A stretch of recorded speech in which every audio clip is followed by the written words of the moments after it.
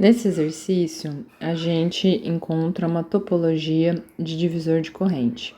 E de maneira semelhante ao que foi feito no exercício 7, onde a gente tratou de uma topologia de divisor de tensão, eu vou primeiro equacionar o circuito de cima de duas maneiras diferentes, tá? Para encontrar o valor da corrente de I2 em função de I, R1 e R2, e depois eu vou generalizar para o caso com N bipolos em paralelo, ok? Então, por que esse circuito é relevante também? Porque nós temos aqui uma topologia típica, onde a gente tem uma fonte de corrente e a gente consegue dividir ou controlar a corrente que vai para uma carga de saída, por exemplo, com base num resistor aqui que pode ser, por exemplo, um potenciômetro.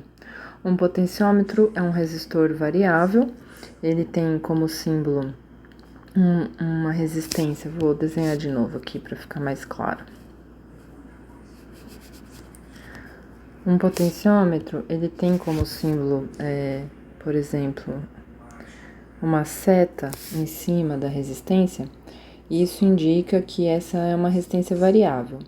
Então, numa topologia de divisor de corrente, eu posso, por exemplo, ir variando o valor dessa resistência e com isso ir controlando o valor da corrente que eu entrego, por exemplo, para uma carga, tá? Então, novamente, é uma topologia que a gente encontra com frequência aí em eletrônica.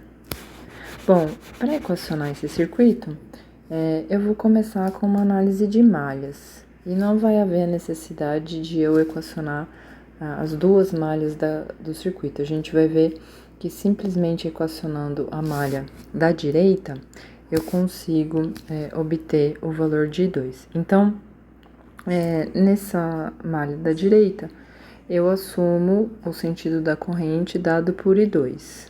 Tá? Então, essa corrente aqui que circula no sentido horário, ela é I2, certo?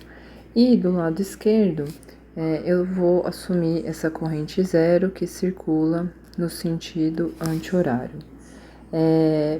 Eu optei por fazer dessa maneira porque já estava desenhado no circuito, então eu estou aproveitando os nomes que já estavam dados. Poderia fazer com outros sentidos, né? Então, isso já foi bem discutido. Para equacionar, então, essa malha da direita, que eu vou chamar aqui de malha 1, malha 2, tá? Então, equacionando a malha 2 aqui, o que a gente vai fazer é aplicar a lei de Kirchhoff das tensões, certo? Então, nós vamos percorrer a malha aqui nessa direção, né? Assumindo os valores das tensões conforme a convenção de bipolos, a convenção receptora, certo? Então, primeiro a gente assume aqui o V2, né? Que é dado por I2 vezes R2, né? Algo que pode confundir na maneira como está desenhado aqui nesse circuito é que ele coloca o V1 como tendo um sinal positivo aqui e um sinal negativo aqui. Eu poderia considerar isso, mas na verdade eu vou considerar I0 que sobe aqui nesse ramo com I2 que sobe nesse ramo, então eu vou considerar na verdade o inverso de V1 aqui, tá? Lembrando que não faz diferença, contanto que eu me mantenha coerente com o equacionamento. Então, na maneira como eu vou equacionar, eu vou considerar, vou esquecer aqui esse V1 e vou equacionar o mais aqui e o menos aqui, porque estou assumindo que nesse ramo central passa uma corrente subindo, que é I0 mais I2, certo? Então, essa tensão vai ser mais I0 mais I2 vezes R1 igual a zero, ok? Então, nessa equação, eu já tenho o I2, eu tenho o R2, eu tenho o R1, eu não tenho o I, né? Mas eu consigo escrever o I0 em função de I. Por quê? Porque, na verdade, se a gente observar aqui, a gente vai ver claramente que essa corrente, ela é a mesma da fonte de corrente com o sentido inverso, tá? Então, na verdade, eu posso dizer que I0 é igual a menos I. Substituindo na equação de cima e já unindo alguns termos da equação, eu vou ter então que I2 R1 mais R2 menos I vezes R1 igual a zero. E, finalmente, eu vou ter que I2 é igual a I vezes R1 sobre R1 mais R2. Então, essa aqui é a minha resposta, tá? Então, eu consegui definir I2 em função da fonte de corrente, do R1 e do R2. Então, esse é o equacionamento típico de uma fonte, de um divisor de corrente, ok? E eu sugiro que se memorize essa relação, porque ela de fato aparece com frequência nos circuitos e pode ajudar a agilizar aí nas análises, tá? Agora eu vou equacionar o mesmo circuito, né? Vou obter a mesma expressão para I2, só que fazendo uma análise alternativa do circuito, só para ilustrar diferentes caminhos que a gente pode chegar aí ao mesmo resultado, ok? Então, a minha variável de interesse é a variável I2, certo?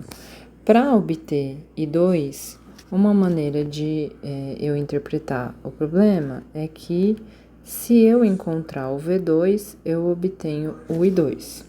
Então, vou colocar aqui num canto, né? Eu posso escrever que I2 é igual a V2 sobre R2, certo? Mas eu tenho que determinar primeiro o V2. O V2, ele é igual ao V1. Por quê? Porque a gente está falando de uma diferença de potencial entre o nó A e o nó B aqui, né? Então, VAB é igual a V1. V1 que é igual a V2, certo? Para eu encontrar VAB, eu posso entender que VAB é a mesma coisa que a resistência equivalente desse bloco aqui, certo? Então, isso aqui tem uma resistência equivalente, né? Vezes quem? Vezes a corrente I. Então, I vezes essa resistência equivalente, eu obtenho o valor de VAB, certo? Bom, qual é a resistência equivalente desses dois resistores em paralelo aqui? Então, eu tenho dois resistores em paralelo, a resistência equivalente vai ser R1 vezes R2 sobre R1 mais R2. Lembrando que isso aqui vem daquela expressão geral, onde a resistência paralela equivalente é o inverso da soma do inverso das resistências, né? Pois bem, então agora eu tenho o resistor equivalente, eu consigo determinar o V2, né? O VAB, o V2, certo? Que é I vezes a resistência equivalente, né? Opa. Então, V2 é igual a I vezes R1 vezes R2 sobre R1 mais R2. Bom, agora eu posso retornar, então, aqui nessa equação de cima, né? E logo eu vejo que quando eu dividir V2 por R2, eu vou obter I2, que é igual a I vezes R1 sobre R1 mais R2. Então, eu obtenho a mesma equação que aqui, né? Indo por um caminho diferente. Um caminho onde primeiro eu calculei a resistência equivalente entre os dois resistores em paralelo. Depois que eu calculei essa resistência equivalente, eu multipliquei o valor dessa corrente pela resistência equivalente para obter o valor da tensão entre esses dois pontos, certo? A tensão entre esses dois pontos é a mesma tensão que cai sobre esse resistor de 2 ohms, esse resistor R2, portanto, a corrente I2 é dada por essa tensão dividida por R2. Então, foi seguindo essa análise alternativa que eu cheguei na mesma equação do divisor de corrente. Resta agora, então, a gente generalizar, né, para o caso com N bipolos em paralelo.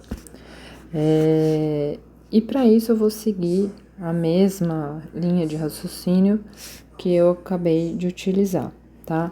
Então, agora a gente tem, na verdade, N bipolos em paralelo, né? Então, o mais prudente a se fazer é entender que esse R equivalente é igual a 1 sobre, né? 1 sobre R1 mais 1 sobre R2, assim por diante, até mais 1 sobre Rn, né? Bom, a tensão V0 aí, né, que é idêntica à tensão Vn, né, então Vn vai ser igual a corrente da fonte de corrente vezes o R equivalente, né, e o In vai ser Vn sobre Rn, logo I sobre R equivalente sobre Rn. No caso aqui, I sobre I vezes R equivalente, né?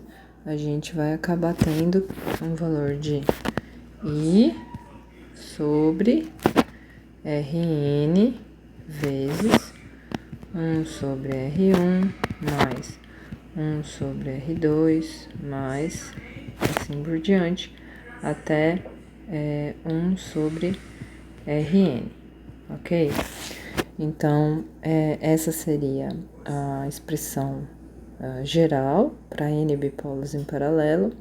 A gente consegue transformar ela numa notação um pouco mais parecida com essa aqui, se a gente abrir esses termos aqui e fizer o mínimo múltiplo comum aí dos termos aqui de baixo, ok? Só para checar se estamos falando de fato da mesma equação, a gente pode pensar no caso onde temos só 2 bipolos, que portanto voltaríamos a esse caso aqui de cima, né? Então, nesse caso, a gente teria I sobre R2, sobre, né? 1 sobre R1, mais 1 sobre R2, certo? Então, aqui embaixo ficaria, vou fazer aqui mesmo, né? Ficaria R1 vezes R2, aqui em cima R2 mais R1, né? Isso multiplicaria invertido, ok? Então, aí a gente acabaria chegando no mesmo resultado anterior, onde I vezes R1 sobre R1 mais R2, tá? Então, quem quiser pode abrir aqui, expandir esses termos aqui e ter uma expressão mais sem esse termo grande aqui, né, no denominador, por conveniência, tá? Então, com isso eu concluo esse exercício.